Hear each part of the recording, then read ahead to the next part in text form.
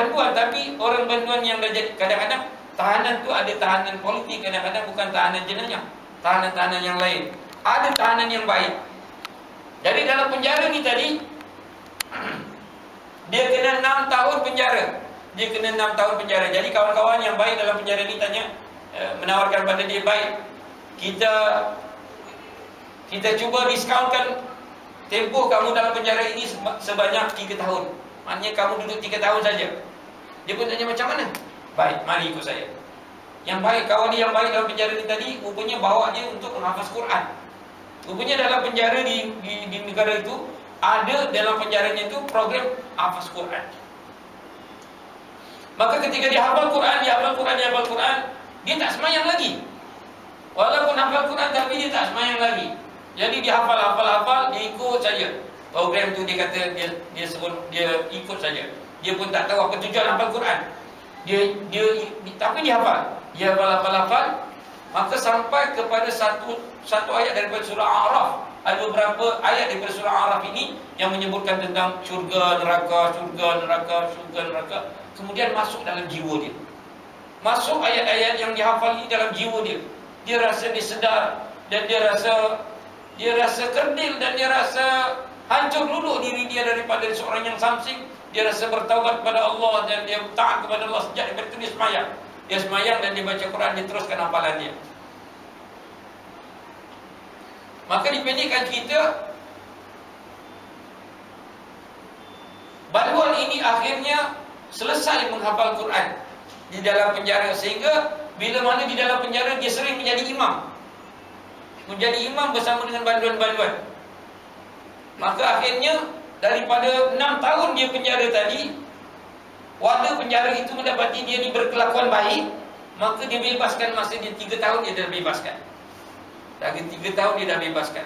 Tapi dia kata, wahai warga, izinkan saya duduk sini lagi, kerana saya mengenal Islam di sini. Saya mendapat Quran di sini. Saya nak duduk sini lagi. Dia kata, tak boleh. Izinkan saya jadi imam di sini. Tak boleh. Kalau kau nak jadi imam, pergi kat luar. Nanti masa-masa semayang datang jadi imam sini. Lepas tu dia pun keluarlah. Dia keluar dan dia selesaikan untuk dapat sijil hafalan dia tu. Dan akhirnya dia ini menjadi pengerusi persatuan Quran di satu daerah. Ketika mana dia ajar-ajar tu, datang dia punya qadhi yang memutuskan dia tu tak terbunuh tadi tu. Datang di situ dan belajar dengan dia. Belajar qiraatul Quran dengan bekas banduan ni yang telah jadi syekh Quran. Apa yang kita nak sebut di sini, bahawa kesan Quran itu dia bukan sahaja untuk orang-orang biasa, tetapi orang-orang yang luar biasa, orang yang rasa putus asa dengan Allah, juga dengan Quran itu akan berjaya untuk dia menyelamatkannya daripada neraka Allah Subhanahu Wa Taala. Jadi dalam kisahnya tadi, bahawa dia rasa tidak ada pengharapan kepada Allah, dia hafal buta tak tahu, tapi dengan berkat Quran itu dia terus sampai satu ketika Allah mengetuk pintu jiwanya sehingga dia bertawab kepada Allah, sehingga dia dapat dekat dengan Allah Subhanahu Wa Taala. Ma'asyiral muslimin rahimakumullah.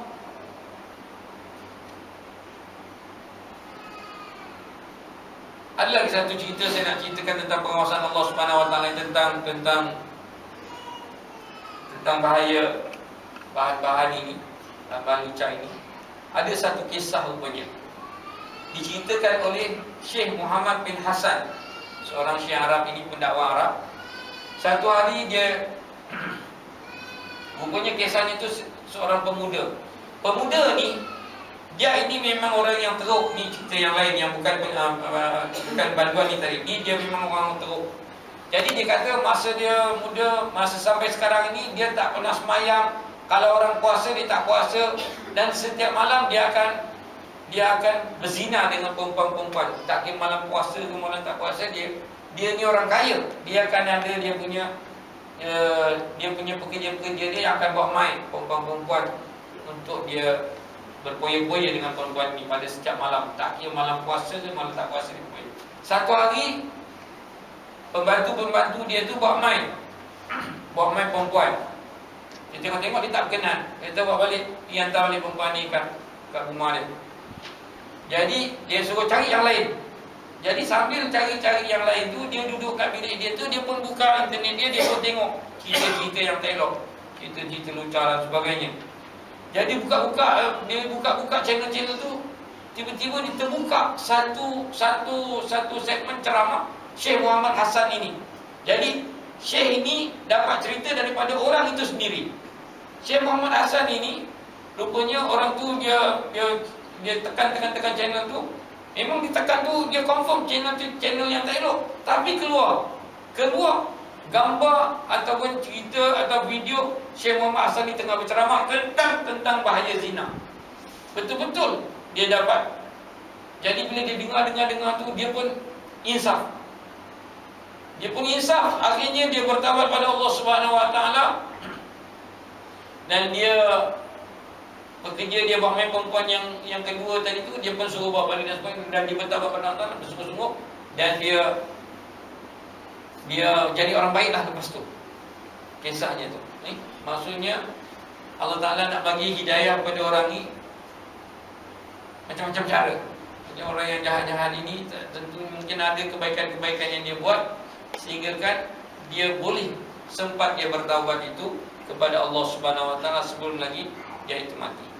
Jadi masyarakat muslimin rahimakumullah, ini salah satu daripada bahan cerita-cerita yang kita boleh mengukuhkan sifat-sifat rasa muraqabatullah Subhanahu Wa Taala ini sekiranya kita sentiasa menyuburkannya. Kalau benda-benda yang ada dalam diri kita ini, benda-benda baik itu kita subur-suburkan, insya-Allah dia akan membantu kita.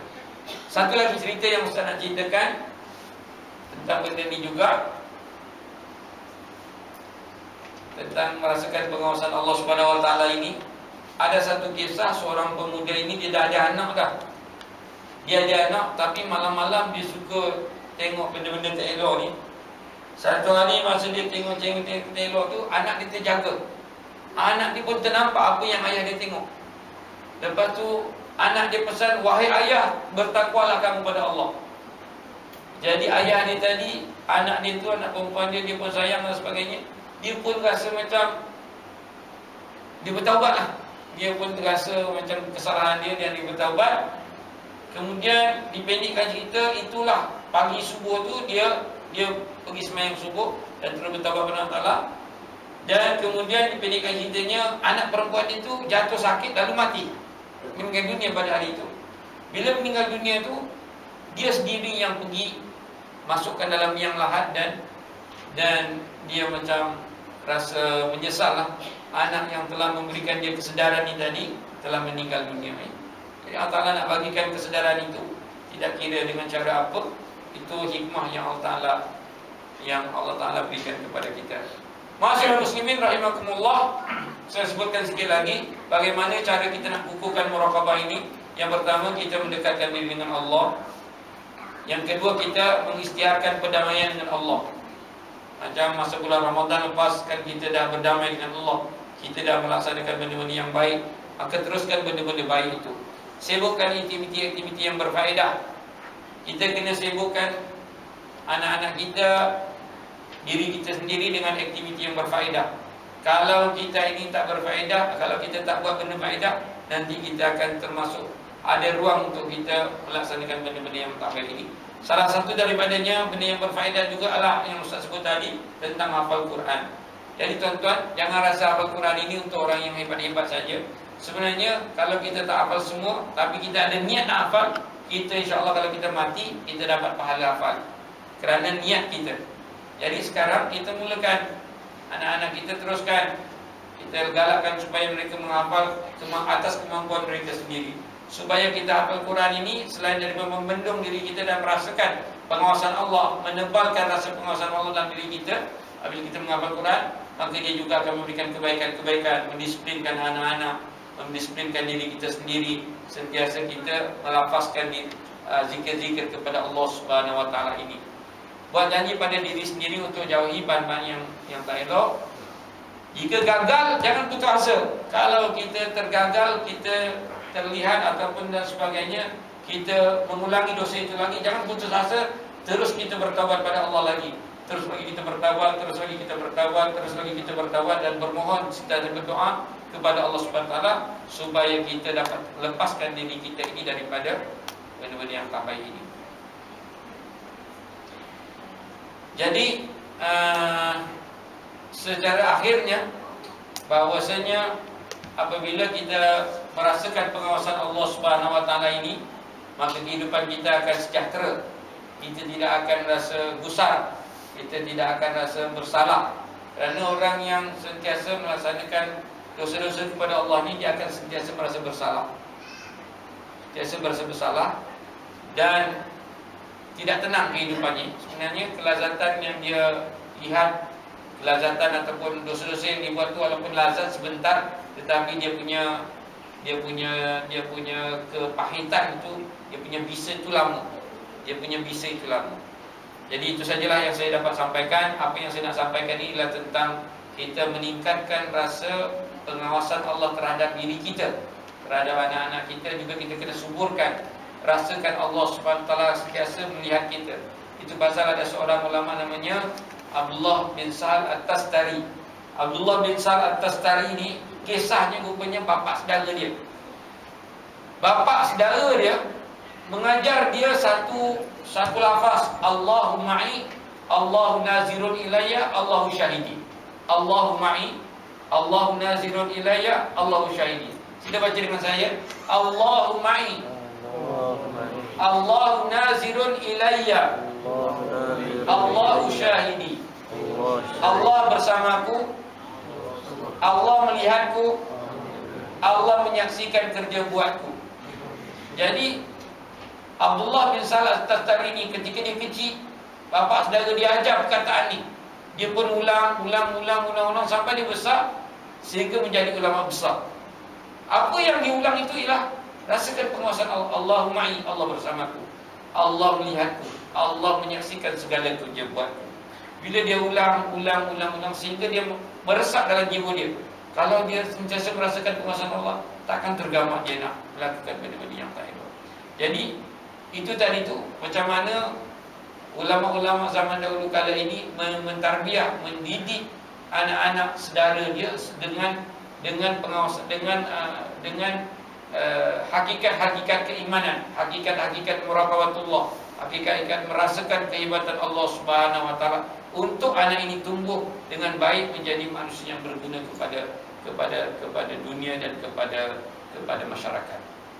Jadi kita akhir sekali kita jangan lupalah berdoa, doa kepada Allah, kerana doa kita ni penting. Kita sentiasa berdoa kepada Allah agar kita ini dapat berjaya menjadi orang yang muraqabatullah sehingga kita mati dan kita dapat menjauhkan diri dan anak-anak kita daripada benda-benda yang tidak baik yang ada di dalam masyarakat. Dan kita juga kena mengingatkan masyarakat supaya kita sentiasa bertaubat dan merasakan muraqabatullah. InsyaAllah dengan itu maka masyarakat kita akan baik dan akan sempurna dan akan mendapat keridhaan Allah Subhanahu Wa Taala. Sekian saja. Wabillahi taufiq wal hidayah. Assalamualaikum warahmatullahi wabarakatuh. Bismillahirrahmanirrahim. Alhamdulillahirabbil alamin. Wassalatu wassalamu ala asyrafil mursalin wa ala alihi wa sahbihi ajma'in. Allahumma inna nas'aluka ridhaka wal jannah wa na'udzubika min sakhatika wan nar. Allahumma tahhir qulubana minan nifaq. Allahumma ij'alna hudatan muhtadin ghairal dhalin wa la mudillin bi rahmatika ya arhamar rahimin. Allahumma zakki anfusana anta khairu man zakkaha anta waliyuha wa maulaha bi rahmatika ya arhamar rahimin. Allahumma ahsin 'aqibatana fil umuri kulliha wa ajirna min khizyid dunya wa 'adzabil akhirah. Allahumma ya muqallibal qulub thabbit qulubana 'ala dinika wa 'ala ta'atik. Allahumma ya muqallibal qulub thabbit qulubana 'ala dinika wa 'ala ta'atik bi rahmatika ya arhamar rahimin. Walhamdulillahi rabbil alamin. Taqabbalallahu